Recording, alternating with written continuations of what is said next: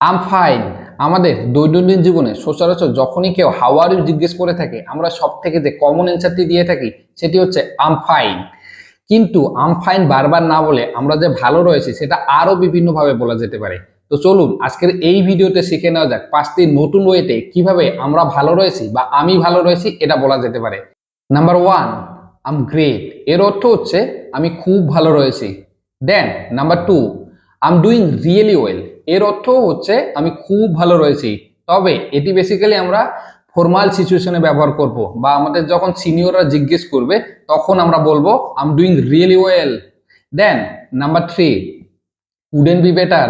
এর অর্থ হচ্ছে আমি এতটাই ভালো রয়েছি, এর মতো ভালো আগে কখনোই ছিলাম না।